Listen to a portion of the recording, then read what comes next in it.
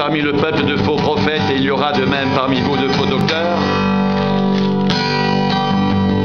qui introduiront sournoisement des sectes pernicieuses et qui, reniant le maître qui les a rachetés, attireront sur eux une ruine soudaine. Plusieurs les suivront dans leur dérèglement et la voie de la vérité sera calomniée à cause d'eux. Par cupidité, ils vous exploiteront au moyen de paroles trompeuses. Eux que menace depuis longtemps la condamnation et dont la ruine ne sommeille point.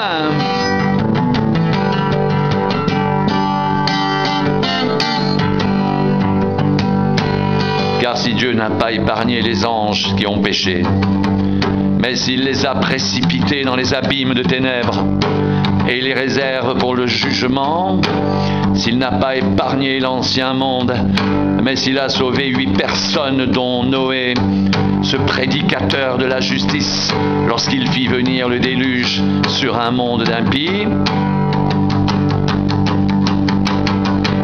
s'il a condamné à la destruction et réduit en cendres les villes de Sodome et de Gomorrhe, les donnant comme exemple aux impies à venir, et s'il a délivré Lot le juste, profondément attristé de la conduite de ces hommes, sans frein dans leur dérèglement, car ce juste qui habitait au milieu d'eux tourmentait journellement son âme juste à cause de ce qu'il voyait et entendait de leurs œuvres criminelles.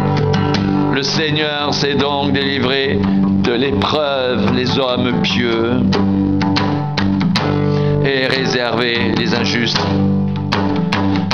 pour être punis au jour du jugement. Surtout ceux qui courent après la chair dans un désir d'impureté et qui méprisent l'autorité.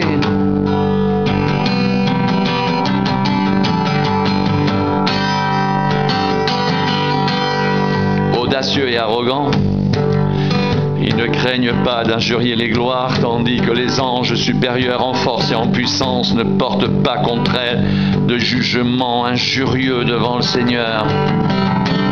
Mais eux, semblables à des brutes qui s'abandonnent à leur penchant naturel et qui sont nés pour être prises et détruites, ils parlent d'une manière injurieuse de ce qu'ils ignorent et ils périront par leur propre corruption, recevant ainsi le salaire de leur iniquité. Ils trouvent leur délice à se livrer au plaisir en plein jour. Hommes tarés et souillés, ils se délectent dans leur tromperie en faisant bonne chère avec vous. Ils ont les yeux pleins d'adultère et, insatiables de péché, ils amorcent les âmes mal affermies. Ils ont le cœur exercé à la cupidité. Ce sont des enfants de malédiction. Après avoir quitté le droit chemin, ils se sont égarés en suivant la voie de Balaam, fils de Béor, qui aima le salaire de l'iniquité, mais qui fut repris pour sa transgression. Une ânesse muette, faisant entendre une voix d'homme, arrêta la démence du prophète.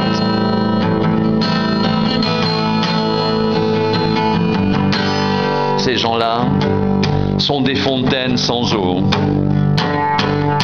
des nuées que chasse un tourbillon. L'obscurité des ténèbres leur est réservée. Avec des discours enflés de vanité, ils amorcent par les convoitises de la chair, par les dérèglements, ceux qui viennent à peine d'échapper aux hommes qui vivent dans l'égarement. Ils leur promettent la liberté quand ils sont eux-mêmes esclaves de la corruption, car chacun est esclave de ce qui a triomphé de lui. En En effet, si après s'être retiré des souillures du monde, par la connaissance du Seigneur et Sauveur Jésus-Christ, ils s'y engagent de nouveau et sont vaincus, leur dernière condition est pire que la première, car mieux valait pour eux n'avoir pas connu la voie de la justice que de l'avoir connue et de se détourner du saint commandement qui leur avait été donné.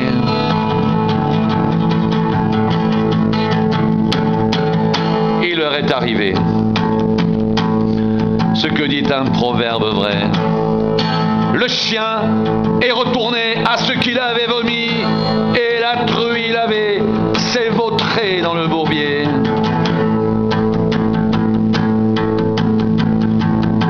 Voici déjà, bien-aimés, la seconde lettre que je vous écris. Dans l'une et dans l'autre, je cherche à éveiller par des avertissements votre saine intelligence, afin que vous vous souveniez des choses annoncées d'avance par les saints prophètes et du commandement du Seigneur et Sauveur enseigné par vos apôtres. Sachez avant tout que dans les derniers jours, il viendra des moqueurs avec leurs railleries et marchant selon leur propre convoitise. Ils disent, où est la promesse de son avènement? Car depuis que les pères sont morts, tout demeure comme dès le commencement de la création. Ils veulent ignorer en effet que des cieux existèrent autrefois, par la parole de Dieu, ainsi qu'une terre tirée de l'eau est formée au moyen de l'eau, et que par ces choses le monde d'alors périt, submergé par l'eau. Mais par la même parole, les cieux et la terre d'à présent sont gardés et réservés pour le feu, pour le jour du jugement, de la ruine des hommes impies. Mais il est une chose, bien-aimée, que vous ne devez pas ignorer, c'est que devant le Seigneur un jour est comme 1000 ans, et 1000 ans sont comme un jour. Le Seigneur ne tarde pas dans l'accomplissement de la promesse, comme quelques-uns le croient, mais il use de patience envers vous, ne voulant pas qu'aucun périsse, mais voulant que tous arrivent à la repentance. Le jour du Seigneur viendra comme un voleur. En ce jour, les cieux passeront avec fracas, les éléments embrasés se dissoudront, et la terre avec les œuvres qu'elle renferme sera consumée. Puisque tout cela est en voie de dissolution, combien votre conduite et votre piété doivent être saintes. Attendez et hâtez l'avènement du jour de Dieu, jour à cause duquel les cieux enflammés se dissoudront et les éléments embrasés se fondront. Mais nous attendons selon sa promesse de nouveaux cieux et une nouvelle terre où la justice habitera.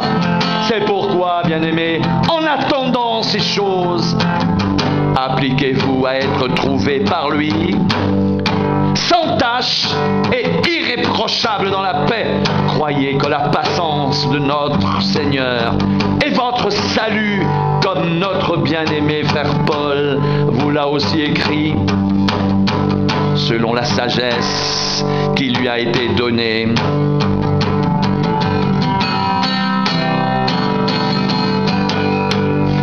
C'est ce qu'il fait dans toutes les lettres, où il parle de ces choses, dans lesquelles il y a des points difficiles à comprendre, dont les personnes ignorantes et mal affermies tordent le sens, comme celui des autres Écritures, pour leur propre ruine.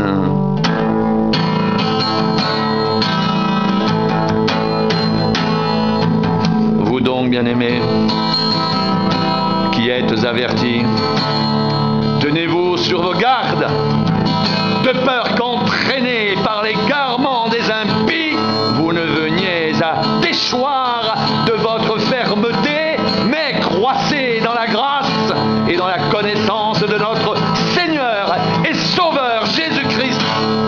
lui soit la gloire maintenant